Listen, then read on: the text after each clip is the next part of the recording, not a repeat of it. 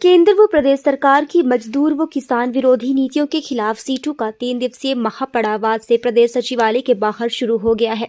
Situ व हिमाचल किसान सभा के बैनर तले हिमाचल प्रदेश के मनरेगा, निर्माण, BRO, anganwadi, mid day meal, उद्योगों, आउटसोर्स, ठेका कर्मी 25 से 27 नवंबर तक 3 दिन का महापड़ाव करेंगे।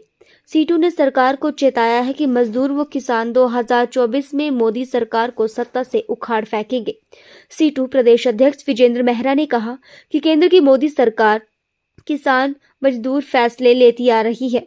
3 किसान विरोधी कानून किसानों के दबाव के बाद वापस लिए गए। महापड़ाव के द्वारा मजदूरों का न्यूनतम वेतन 26,000 रुपये घोषित करने, मजदूर विरोधी 4 लेबर कोडों को रद्द करने, आंगनबाड़ी, आशा व मिड डे मील योजना कर्मियों को नियमित करने, किसानों को न्यूनतम समर्थन मूल्य देने, स्वामीनाथन कमीशन की सिफारिशों को लागू करने, शहरी क्षेत्रों में विस्तार के साथ ही मनरेगा में 375 रुपये प्रतिदिन की मजदूरी पर 200 दिन कार्य दिवस प्रदान करने की मांग कर रहे हैं। उन्होंने कहा कि मनरेगा, निर्माण तथा बीआरओ मजदूरों का श्रमिक कल्याण बोर्ड में पंजीकरण व आर्थिक लाभ बहाल करने, आउटसोर्स कर्मियों के लिए नीति बनाने की मांग करता है। उन्होंने कहा कि केंद्र की मोदी सरकार की नव उदारवादी व पूंजीपति परस्त नीतियों के कारण बेरोजगारी, गरीबी, असमानता व रोजी रोटी का संकट बढ़ गया है। बेरोजगारी व महंगाई से गरीब व भूखमरी बढ़ी है। उन्होंने कहा कि न्यूनतम वेतन 26,000 रुपये प्रति माह और सभी श्रमिकों को पेंशन सुनिश्चित करने, मजदूर विरोधी 4 श्रम संहिताओं और बिजली संशोधन विधेयक को निरस्त करने, आउटसोर्स प्रणाली पर रोक लगाकर इन सभी मजदूरों को नियमित करने, नौकरी से बाहर किए गए सैकड़ों कोविड कर्मियों को बहाल करने की मांग की जा रही है।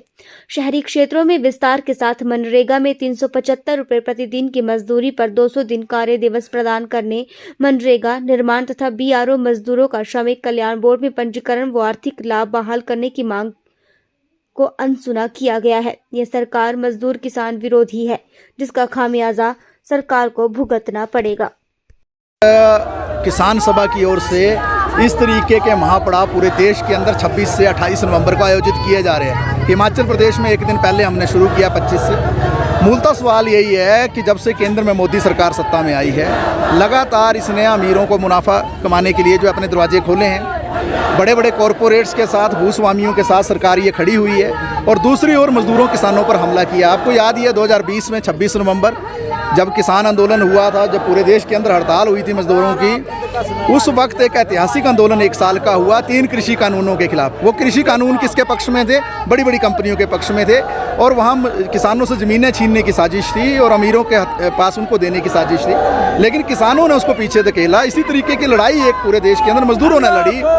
जो 44 श्रम कानून बनाए गए 1920 के बाद से लगातार अंग्रेज़ों के ज़माने से, इन 44 कानूनों को सरकार ने कोविड काल में ख़त्म कर दिया और 4 लेबर कोड बनाए। ये लेबर कोड क्या हैं? ये उद्योगपतियों के फ़ायदे के हैं। इसमें बंधुआ मजदूरी स्थापित होगी, इसमें गुलामी की एक जो स्थिति पैदा होगी मजदूरों के लिए। 12 घंटे ड्यूटी का प्रावधान है, लेबर ऑफिस को ख़त्म करने का प्रावधान है, मजदूर हड़ताल नहीं कर पाएंगे, मजदूरों को नौकरी से निकालने के लिए हायर एंड फायर है, ईपीएफ का जो शेयर जो है 12% से घटाकर 10% करने का प्रावधान है। और इसके साथ साथ आप दूसरे मुद्दे भी जो पूरे देश के अंदर देख रहे हैं, किसान जो आज कर्जा मुक्ति की मांग कर रहे हैं, लेकिन मोदी सरकार कर्जा मुक्ति नहीं करती है। किसान स्वामीनाथन कमीशन को सिफारिशें लागू करने की मांग करते हैं, वो होता नहीं है। इस देश के अंदर पिछले 30 वर्षों में 4 लाख किसानों ने आत्महत्याएं की। अकेले मोदी सरकार के कार्यकाल में 8 साल में जो है 1 लाख किसानों ने आत्महत्या कर दी।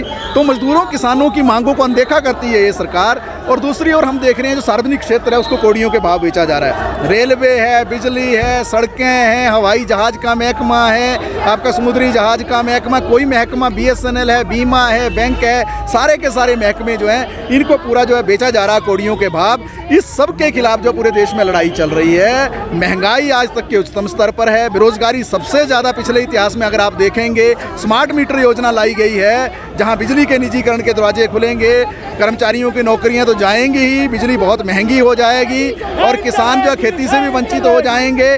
तो कुल मिलाकर पूरे देश के अंदर जो मोदी सरकार की जो मजदूर, किसान और कर्मचारी और आम जनता विरोधी नीतियां हैं, उन नीतियों के खिलाफ इस देश के अंदर जो है महापड़ाव आयोजित हो रहे हैं। और हमने ऐलान किया है मजदूर संगठनों ने और देश के किसान संगठनों में कि 2024 में जो चुनाव होंगे, निश्चित तौर से मोदी सरकार के खिलाफ देश के मजदूर और किसान जो है कंधे से कंधा मिलाकर जो खड़ा होंगे और सरकार को जो बाहर का रास्ता दिखाएंगे। तो उसी के तहत जो है आज हिमाचल प्रदेश के अंदर प्रदर्शन किए हैं। आज मनरेगा और निर्माण मजदूर आए हैं, अगले कल आंगनबाड़ी और मिड डे मील वर्कर आएंगे, परसों जो है जो औद्योगिक मजदूर हैं, कोविड मजदूर हैं, आउटसोर्स कर्मचारी हैं, दूसरे जो मजदूर हैं वो सारे मजदूर आएंगे। और हम कहना चाहते हैं हिमाचल प्रदेश के अंदर मनरेगा मजदूरों का जो रजिस्ट्रेशन या निर्माण मजदूरों का रजिस्ट्रेशन रोक दिया है BOCWO में, बच्चों का वजीफा रोक दिया है, मेडिकल सहायता रोक दी है, पेंशन रोक दी है, मृत्यु की राशि रोक दी है, पंजीकरण रोक दिया गया है। पूरे का पूरा जो ये पूरी नीति है मोदी सरकार की और हिमाचल प्रदेश सरकार की, इसके खिलाफ जो है